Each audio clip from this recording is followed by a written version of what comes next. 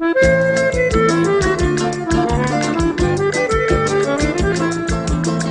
inspiração e o carinho que esse carro representava para milhões de pessoas no mundo inteiro deu origem a vários filmes e músicas. Muitos aproveitaram essa referência de amor e paixão e colocaram em suas obras o Fusca como protagonista. O Herbie promoveu, de certa forma,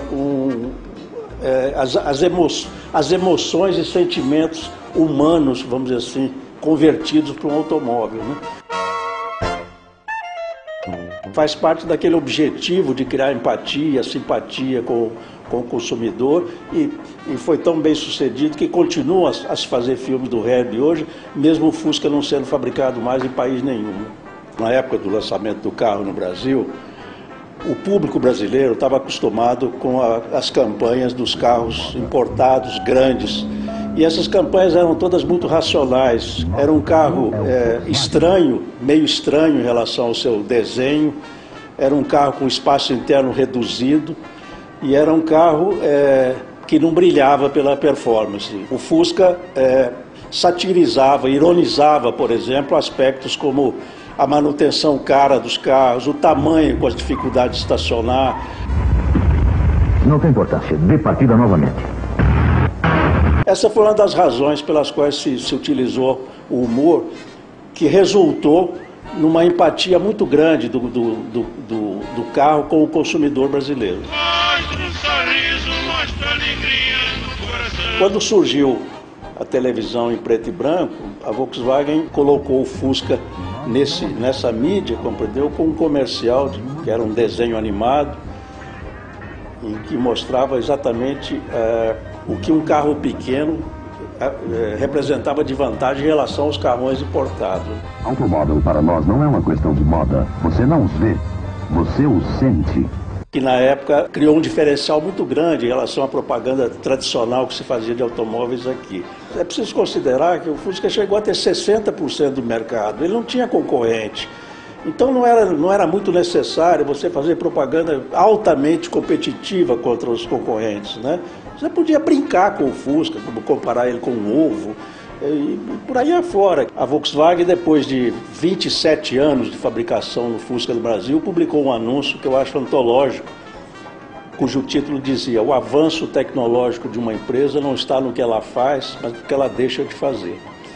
Esse anúncio, de certa forma, evitou uma série de críticas que eram esperadas à empresa pelo fato de descontinuar a produção do Fusca, né? Me disseram que ela foi vista com outro, num Fuscão preto pela cidade a rodar, bem vestida igual a dama da noite, cheirando álcool e fumando sem parar.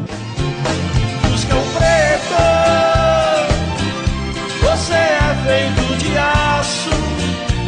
A história real que aconteceu até chegar a minha gravação do Fuscão Preto, eu fui a Brasília fazer uma divulgação de um disco na época, pela Copacabana, uma música chamada Bailarina. Aí eu trouxe a música para São Paulo, passei por um cassete na época, né? Trouxe para São Paulo, mostrei para minha gravadora e muita gente não acreditava na música. Acho que só eu acreditava que podia ser um grande sucesso. Mas de repente, um ano depois, acabei gravando. Em 81, final de 81, eu saí com o Fuscão Preto. E talvez pela maneira diferente de cantar, fugir daquela coisa da nuvem sertaneja e atingiu uma área popular. O sertanejo não tinha muita penetração, né? O que aconteceu foi isso. E aconteceu em todo o Brasil, e entrei pelo Rio, pelo Nordeste, foi muito bacana. Eu adoro esse carro, não só pela música, foi o primeiro carro da minha vida também. Quem não teve um Fusca, né? Foi um carro que surgiu assim, rompendo todas as barreiras na época, né? Então quem tem um Fusca deve conservá-lo. Não importa os carros que venham com modelos avançados, mas o Fusca sempre tem um espaço dele.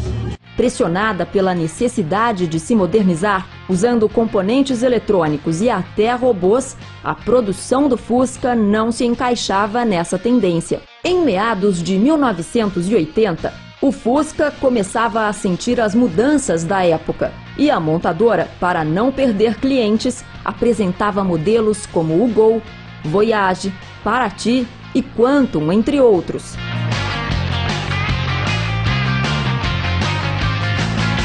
Para não paralisar as vendas, a fábrica lançou o Fusca Série Prata. De 83 a 86, foram várias tentativas e modificações.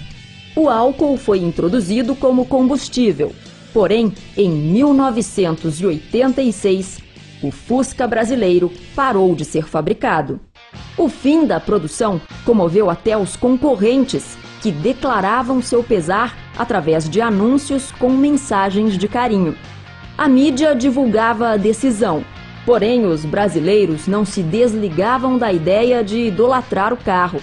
Movidos por esse sentimento, vários apaixonados se reuniram, criando grupos como os Clubes do Fusca, que existem até hoje, deixando para sempre viva a memória do carro.